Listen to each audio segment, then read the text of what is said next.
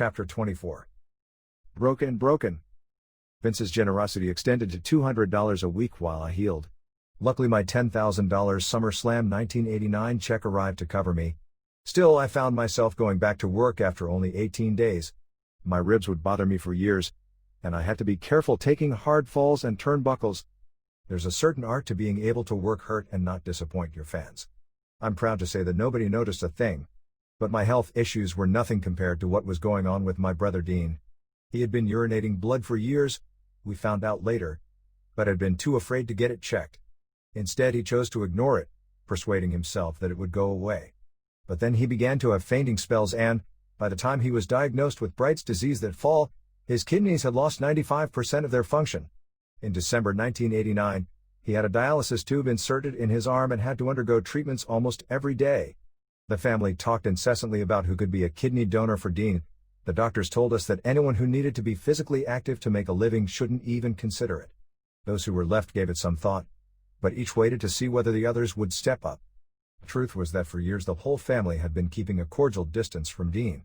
He had ripped off a lot of people with various schemes, more often than not his own siblings, friends and even Stu and Helen. It sounds harsh to say, but whenever I went to visit Hart House, where Dean still lived, I made sure to lock my car, otherwise who knew what Dean would be tempted to do. I resisted the urge to have him over to my house, as did everyone else. He couldn't seem to stop himself from ripping people off. We all felt sorry for him, but he was no longer the charming, handsome, funny guy we all knew as kids. Like Smith, Dean had burned every one of his bridges. On one of his trips to Hawaii, he got beaten up. We never got the real story as to why, and that he'd become spaced out, gaunt and uneasy. In recent years he'd also become a bitter opponent of both Bruce and Ross, envious of their roles in Stampede Wrestling. When I saw him, Dean would always tell me that he loved my work, was a big fan of mine and was proud to tell people he was my brother. He also made a point of introducing me to his new girlfriend, Tammy, a woman from the Morley Reserve. Then Dean got Tammy pregnant. Although this was another worrisome arrow in my mom's heart, her bigger concern was his health. Roddy Piper had recently resurfaced in the WWF. He was one of the few people I trusted enough to confide my deepest personal affairs. I told Roddy about how Dean was withering away and about how cowardly I felt not offering to donate a kidney to my own brother, hoping that perhaps Smith, or one of my other non-wrestling siblings might step up to the plate instead. It was a relief to have someone who would listen to me compassionately. Roddy told me that he had come out of retirement because home had proved to be a hard adjustment for him. He was miserably glad to be back with his brothers on the road. It wasn't as though Roddy had problems back home. It was more like he was beginning to fear that he was the problem back home. While trying to fit in, he was upsetting the balance. I could easily relate. On December 15, 1989, Stu finally gave in and pulled the plug on Stampede Wrestling for the last time. He'd blown most of his fortune over the last 4 years. He and my mom finally told me that Vince had not fulfilled the terms of their deal, and Stu hadn't wanted to confront him on it. He and my mom were worried that if he got into a conflict with Vince it would cost me my job. Like an old king, Stu was drummed out of the business with no fanfare, a heart filled with memories and an empty till. That Christmas Hart House was covered in deep snow as my mom did her best to carry on the traditions of the season. I limped up Stu's back steps, my ribs still sore and having injured my knee in a match with the Rockers. I'd iced it and wrapped it and kept on going, finishing all my bookings because I couldn't afford to be off. My mom's face lit up as I came through the kitchen door with Julie and the kids, and she sat with me in the kitchen as Bertie, a giant, white King Kong Bundy of a cat, hobbled into the kitchen with his front leg in a cast. He was a recent adoptee who had belonged to an elderly wrestling fan from Manitoba who had passed away. He'd been dropped off with a broken front leg and in need of a home. Bertie would knock on my mom's bedroom door with the cast and she'd call out, "Who is it?" She'd get a big smile on her face when she opened the door to find him patiently waiting there. Looking around to make sure that no one else could hear, my mom confided that Dean and Ross had recently got into a scuffle on the back porch. Dean had welcomed about a dozen of his friends from Tammy's Reserve to flop at Stu's house, sleeping on couches and all over the place. Finally Ross and Allison confronted Dean about it, on behalf of my mom and dad, and he and Ross ended up going at it. When it was over there was no real damage to either of them, but that didn't stop Dean from phoning the police and having Ross charged with assault. The local media made a news story out of it, which, with Dean's kidney problems and the end of the business, hadn't made Stu and Helen too happy. My knee throbbed as my mom took me into the living room to show me her Christmas tree. I adjusted a stray strand of tinsel thinking that with all the chaos around here at least let my mom have her perfectly decorated tree. Then Owen walked in with Martha, who might as well have been holding her nose, it crinkled so much at the odor of cat pee that permeated parts of the house. She and Owen had recently paid cash for a brand new house, which was something the rest of us only dreamed of. Both of them had worked very hard, saving every penny. Owen shook my hand with a big smile that brought about even bigger smiles from my mom and dad. He scooped Beans up in his arms laughing, "She's sure getting big." We all had tea with gobs of honey in it as Stu turned up the volume on the TV so we could watch flickering images of Germans hacking down the Berlin Wall. Owen announced that he was going to work in Germany, just after the new year. We couldn't help but compare the political situation in Europe to the crumbling wrestling territories over there. The European promotions were still in business, pushing feeble old stiffies such as Axel Dieter and his cronies. But with the flash and glitter of the WWF wrestlers seen on TV everywhere, Vince would be taking over soon enough. By Christmas Day I still couldn't walk, so I called up Terry Garvin, Vince's talent coordinator, and told him I was in too much pain to make the Christmas Day show. For the first time ever, I got to spend Christmas with my kids. But I was always job scared, waiting for the axe and trying to avoid it, and from the tone of Garvin's voice I figured he hadn't believed me.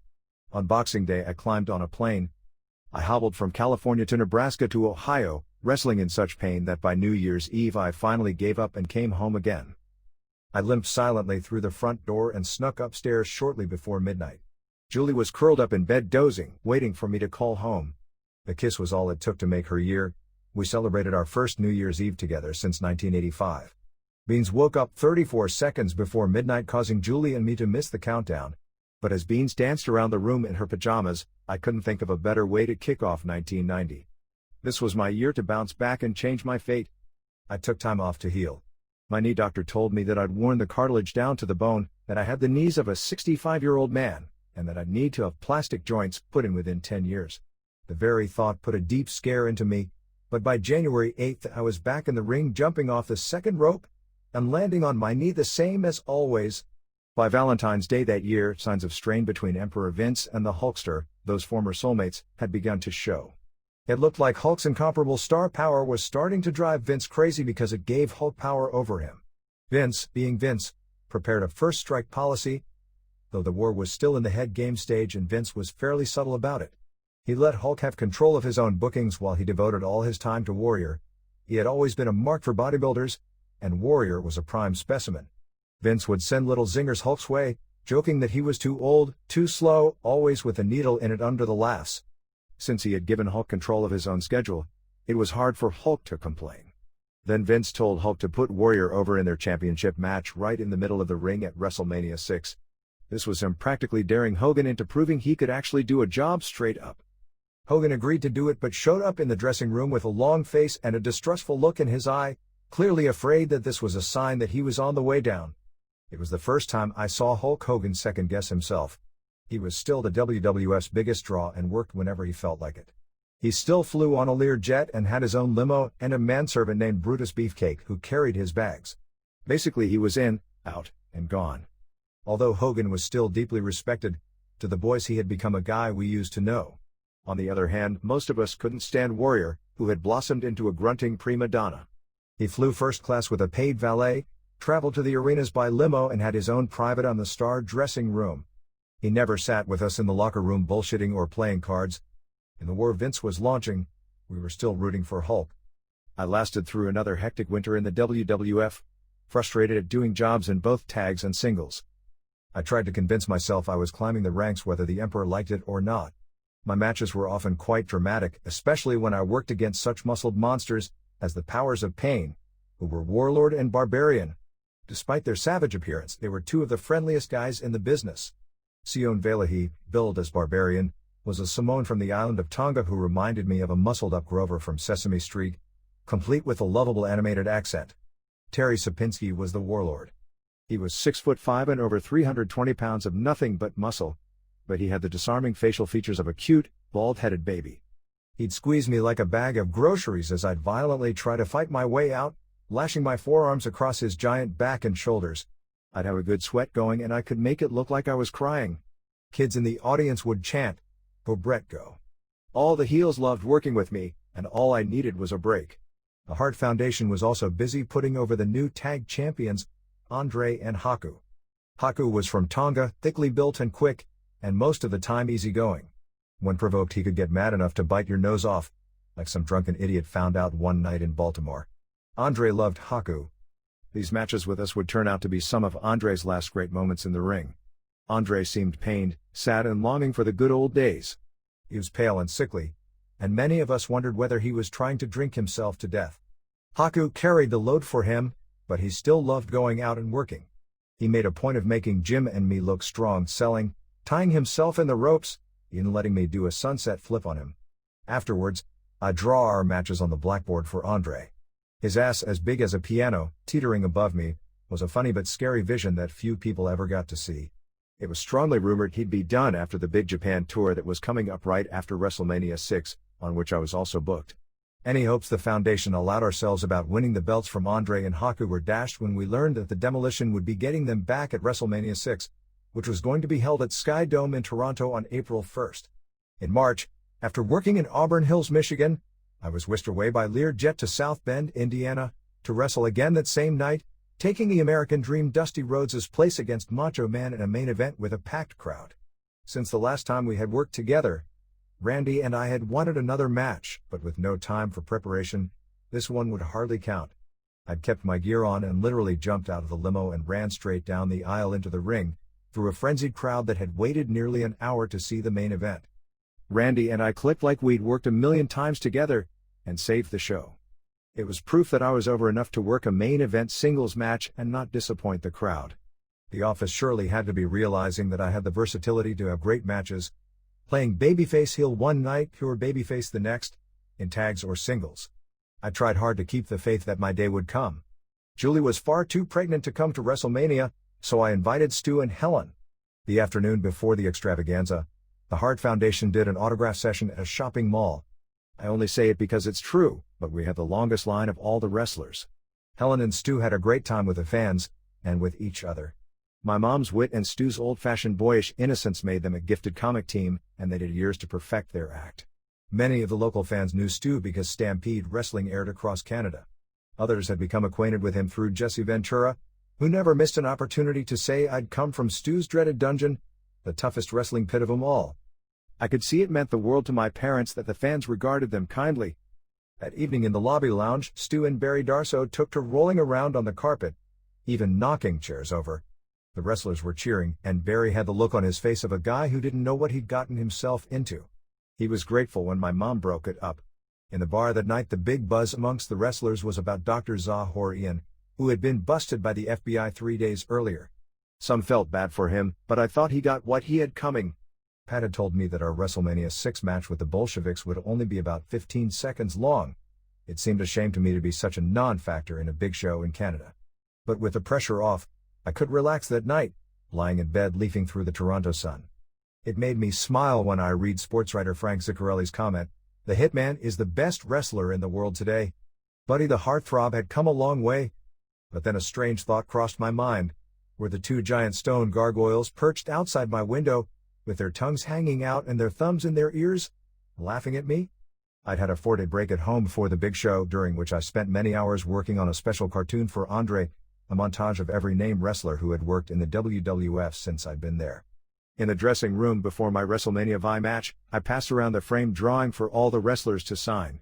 Finally, I brought it over to Andre, who grasped it in his big hands and turned it over in order to sign it too. I stopped him and said, "It's for you, boss. That's you there, right in the middle, carrying everyone on your back." Suddenly I realized that Andre was fighting back tears and frantically looking for an escape. He had way too much pride to break down in front of the boys. I quickly pointed out to him and everyone else who was staring, my caricature of Adrian Adonis with angel's wings atop a cloud plucking a harp. Andre gave me a big smile and said, "Thank you, boss." Minutes later, the Hart Foundation got a huge pop when we beat the Bolsheviks with our finish in less than 19 seconds in front of a record crowd of 67,678. Later that night, Hogan went out and put over Warrior right in the middle of the ring, just as Vince had dared him to do, leading him through the whole match. The torch had been passed and only time would tell whether Warrior could carry the WWF as its new champion. After the match, Hogan said to me, "Watch. Warrior will fail. And Vince will be calling me, begging me to come back." I liked Hogan, and I hoped he was right. How very strange.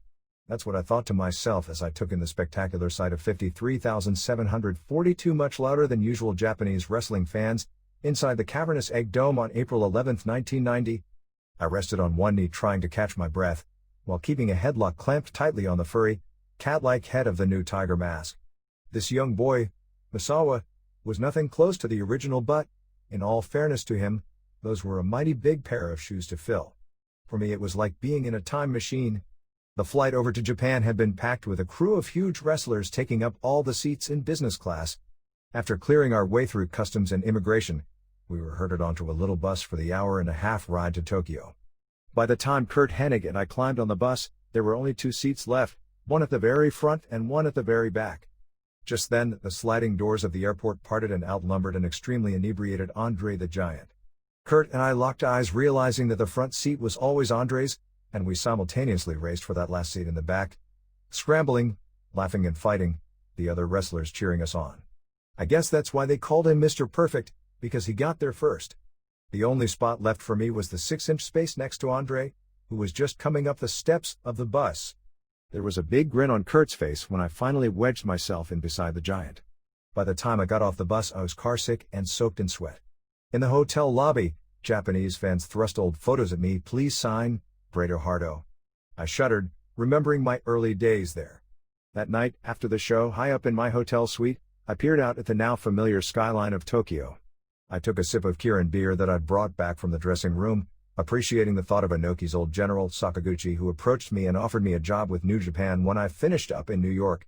One of the Japanese fans had handed me an old photo of Dynamite, Davey and me. There was Tom looking mean, Davey with a big naive grin, and me looking envious and desperate. I had finally passed Tom and Davey, the dark horse of the three of us. Superimposed on the flickering neon of a Tokyo night was the shimmering reflection of a violent kid's cartoon from the TV. I clicked the remote just in time to catch my favorite sumo wrestler, Shino Fuji, tossing some opponent on his ass. When I was first in Japan, Fuji was a nobody, but now he was grand champion. Good things come to those who wait. While I was away in Japan, Dean's girlfriend Tammy had given birth to a little girl named Farah. After I got home, I went for my usual visit with my parents to find my mom very worried for Dean. His doctor had called to say that he had not been following his rigid diet and had missed numerous dialysis appointments. Mom hoped his baby daughter might help him stay focused on what he needed to do to stay alive. Stu put on the usual pot of tea and then asked if there was anything I could do for Davy. I told him I'd already mentioned Davy to Pat, who seemed more than a little interested. My mom also asked whether I could please put in a word for Bruce, saying he'd take anything. All three of us knew that Bruce was a much harder sell. Chief and the others had little regard for Bruce because of the way he'd screwed up for the WWF the first time round and undermined Stu's business with his horrible booking.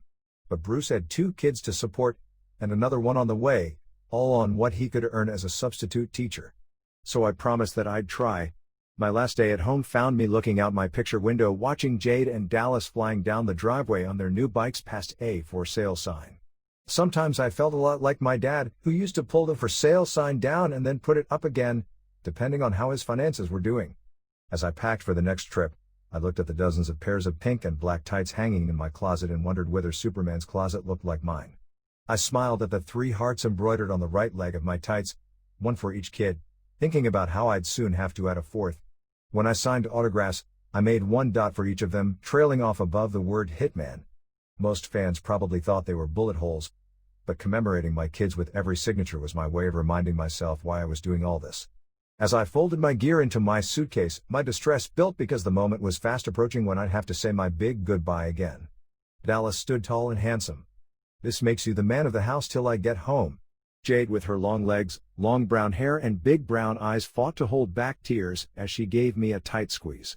Little Beans, unable to meet my gaze, tried not to crack, then blurted out, "Bye-bye, Daddy," before falling apart, tears trickling down her chubby cheeks. I hugged her gently. Then, like a sliver, I pulled myself out, kissing a very pregnant Julie goodbye. On June 2nd, Bill Eadie, Axe of Demolition, was diagnosed with an erratic heartbeat. If he took his medication, he was at no risk at all, but his fate had already been decided. Vince didn't want the complications of Bill dying in the ring in front of the fans. He brought in Brian Adams, an ex-Air Force amateur boxer from Hawaii with long, black hair and a 6'5" frame, to become Crush, the 3rd member of Demolition. Bill was led to believe that they'd be a three-man team from here on. Like Andre, Bill was being put out to pasture, but Vince didn't bother to tell him. On June 5th, Julie's water broke, and I was on a plane home, determined to be there for the birth this time. As I raced down the hospital hallway, a nurse directed me to Julie's room, but when I arrived the door was closed and I was not sure I had the right place. As I waited just outside the door, I heard a slap and a good strong cry. When I walked in, Julie's sister Sandy handed me my son. I gazed down into the eyes of a dark-haired, serious little baby who looked like he'd come out swinging. I called home and told the kids. Jade laughed excitedly. Dallas is so happy that he's dancing on the kitchen table. Then I called my mom and announced she had a new grandson, an 8-pound baby boy, named Blade Colton Hart, just like I ordered. That night a perfect day was capped off when I answered my phone and Jim said, "Congratulations, Daddy. I just finished talking with Vinnie Mac.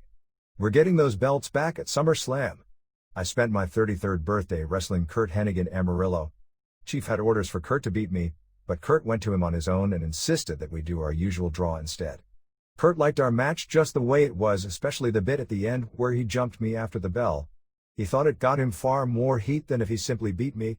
Few wrestlers but Kurt would have done that for me. Rude was carrying Warrior through every match. That night he found himself wrestling him to the mat, whispering in his ear that if Warrior potatoed him one more time he'd rip his head off and shove it up his ass. Warrior, who never showed much regard for his fellow wrestlers, melted like putty. Maybe that was why, in an unexpected moment of generosity, Warrior allowed the boys the use of his limo after the show so we could go out and celebrate my birthday. In the wee hours of the night, Jim, Kurt, Rude, Beefcake, Superfly Snuka, Mike McGurk and I were guided to a hotel room by our old friend Jack Daniels. Mike, a petite blue-eyed blonde, was our on-road ring announcer and the daughter of legendary wrestler and promoter Leroy McGurk out of Oklahoma. He'd wanted a boy so badly that he always called his little girl Michelle Mike. Soon a joint was lit and passed around, the beds were moved out of the way and we all took to wrestling on the rug. Both Kurt and I were decent amateurs in our day, but we couldn't budge Rick from his all-fours position. He was incredibly strong. I couldn't have spent a birthday with better friends. Even Jim good-heartedly got on all fours, only to be pinned in seconds by Kurt. Beefcake, who admitted to having no wrestling skill, wanted no part of it, even when we encouraged Mike McGurk to take him on.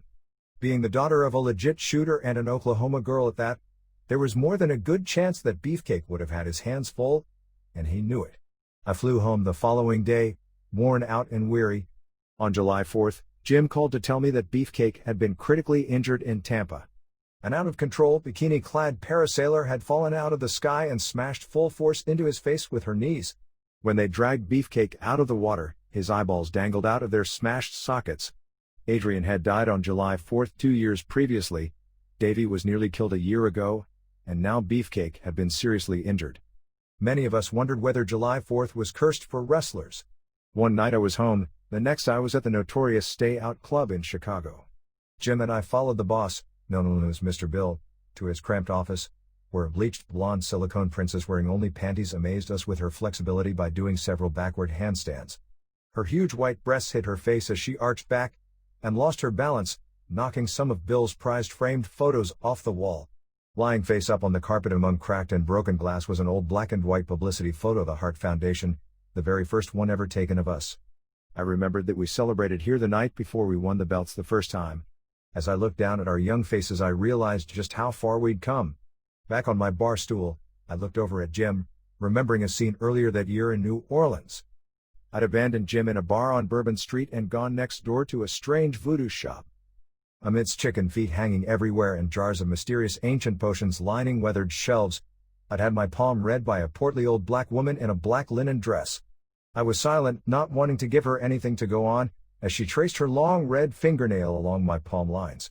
"You have a red-haired companion, a friend. He's trouble, not so much for you, but trouble to himself. Definitely a bad influence." Holy cow, I thought. She hit that one right on the head. She went on to tell me that when I reached middle age I was going to have a bat accident, but I'd survive. Her eyes burned deeply into mine as she told me about a strong source of power coming from Connecticut, and how at the end of the summer, my life would change financially. She told me I was an entertainer of some kind and that I would eventually become a bigger star than I ever imagined. In life, there are a lot of strange signs on the road that go unnoticed. When I told Jim what she'd said, he howled with laughter, calling it a foolish waste of $10. which was far less than he'd spent drinking in the time I'd been gone. Then Curt Hennig appeared before me with 2 more shots of Jack Daniels, insisting that I gargle it, which had become a ritual of his. I complied. I pulled a picture out of my wallet, which I'd torn out of a magazine, of a scruffy baby chimp wearing a cute double-breasted army jacket with epaulets. I handed it to Jim. That's going to be our new look, pink and black ring jackets for SummerSlam. We all laughed, but I was serious. That's when Curt told us that the Road Warriors were set to join us all around the end of August. Jim and I looked at each other concerned that Demos and the Road Warriors would be a natural matchup. I really wanted to believe the voodoo lady. Most of us wished that Hogan would come back and reclaim his crown. I got to see exactly what kind of champion Warrior was during a show in Omaha. Propped up on a stretcher a few feet outside the dressing room was a Make-A-Wish kid who looked to be down to his last few hours. There was not a hair left on his head, and not even his Warrior face paint could mask his sad eyes. Sickly pale and barely breathing through a ventilator tube, the boy wore a purple Warrior t-shirt and green and orange tassels tied around his biceps to honor his hero. His mother and father and an older brother and sister were with him, patiently waiting for the promised encounter with the Ultimate Warrior. I bent over to say hello, as did all the other wrestlers on the way into the dressing room. It was odd, but there was Warrior actually sitting with us. He usually kept to himself in his private dressing room. By the time the third match started, a WWF public relations rep poked his head in and politely asked Warrior if he was ready to meet the dying boy. Warrior grunted, "In a fucking minute." "I'm busy," I thought to myself. Busy doing what? Talking to a bunch of guys you can't stand anyway? As the night wore on, the family waited just outside the dressing room door, the boy hanging on to his dying wish to meet his hero. As I was returning to the dressing room after my match, I was relieved to see that they weren't there anymore. I assumed that the kid's wish had come true. Warrior's entrance music played while Jim and I quickly showered in hopes of beating the crowd out of the building. We'd have to hurry since Warrior never went over 10 minutes. We dressed, grabbed our bags and took off. As we rounded a corner down a backstage ramp, we came upon the boy and his weary family, who had been moved there so as not to get in the way of Warrior's entrance. I thought, that lousy piece of shit. He'd made them wait all night, unable to summon the compassion to see this real little Warrior. Hogan, Randy and countless others, including Andre, never hesitated to take the time to meet a sick, dying kid. My disgust for Warrior magnified 1,000 times. To me he was a coward, a weakling and a phony hero. Philadelphia had always been a WCW stronghold, so the fans were delighted when the legendary Road Warriors, who'd just defected to the WWF, appeared out of nowhere during our match with Demolition at SummerSlam that August. The Road Warriors were largely responsible for the Hart Foundation winning back the World Tag Team title. We didn't care that they helped us and basically stole our thunder, we just wanted the belts. As Axe and Smash brawled back to the dressing room with the Road Warriors, who'd be known in the WWF as the Legion of Doom, I crawled behind Crush just as Anvil launched himself over the top rope like a torpedo, knocking Crush toppling backward over me for the 1, 2, 3. I'd been in the ring for most of the match, and with the temperature outside soaring to over a scorching 100 degrees, the Philly Spectrum was an oven. As the crowd cheered, I was too spent to even get up, so I lay on my back staring at the lights, taking in the moment. Jim grinned as he dropped the belt across my chest. He pulled me to my feet and we hugged each other, knowing we'd worked damn hard to regain the belts. The pink and black attack was back. Being the pros that they were, all 3 of the Demolition were waiting to greet us with hugs and congratulations in the dressing room. When we walked in, Hulk called out, "New champions. Let's give 'em a hand." It meant so much to us to hear all the boys give us a standing ovation with the Hulkster leading the way. It felt like the Foundation's defeats were erased in that one moment. At TV's I had a good chat with Vince.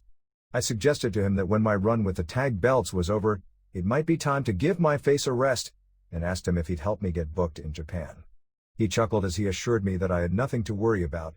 He was far from done with me.